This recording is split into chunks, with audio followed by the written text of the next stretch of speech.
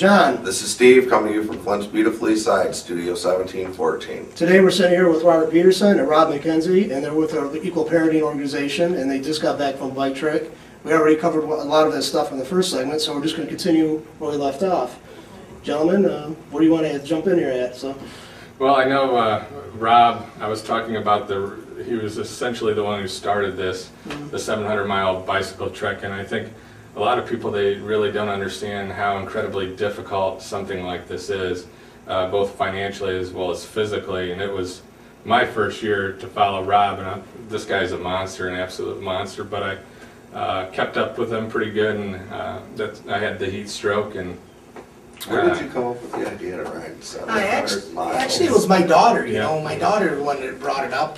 We mountain biked together, and she just said that, you know, why don't you get a bike and get on the road and ride, you know, so I did. I left from the courthouse from Lawrence, Michigan, and rode to Lansing, Michigan, and pretty much my mom followed me the first 2 days, and after that I rode the rest of myself through Kalkaska and stuff like that. But actually it was my daughter to bring the awareness, and she wants to spend more time with me, and it's like it was real close to her heart and my heart on this.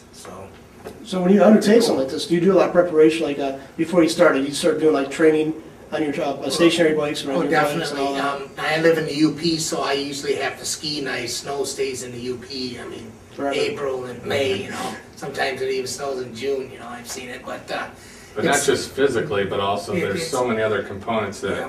it's surprising what you have to coordinate as far as just a chase vehicle, the actual coordinates that you're going to go, what type of message you're going to bring whenever you stop off anywhere. And it was kind of neat. We stopped off at a place just, I think, to quickly, you know, cool off AC wise, and it was in a car dealership.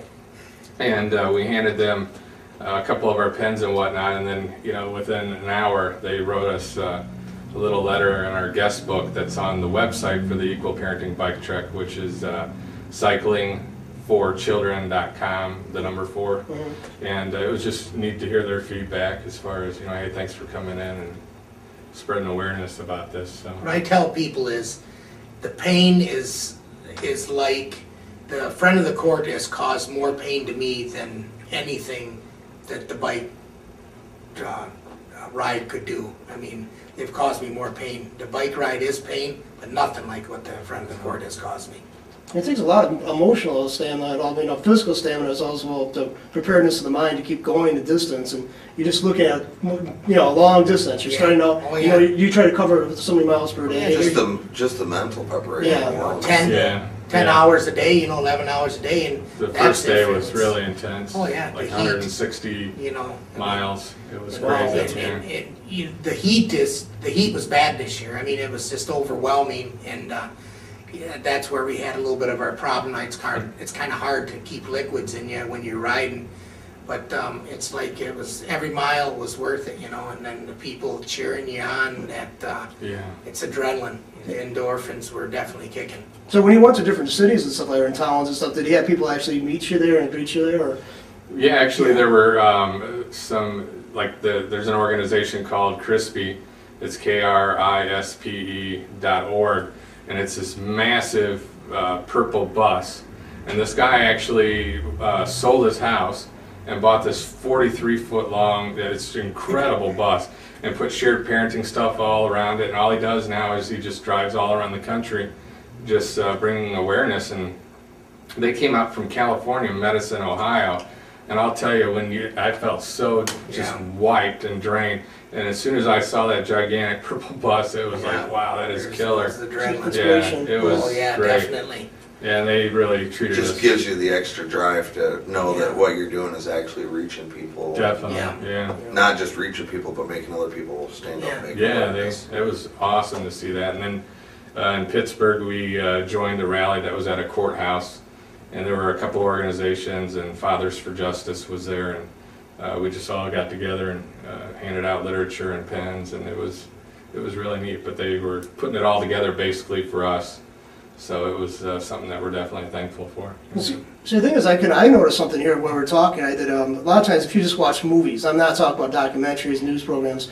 Has a tendency to want to be very derogatory about males, and then for having children, the fathers and stuff like that. They're like they kind of always depict them as being lackluster or not wanting to be involved in the family's lives, abandoning them, deadbeats. And you watch shows like Law and Order and stuff like that, and they always try to show that kind of depiction of the fathers. I'm telling listeners, I want to be a part of my daughter's life. And there's a lot of fathers out there that want to be, and what people need to do is they need to get involved and learn the truth about it. That's There's right. 4 million non-custodial women in the United States.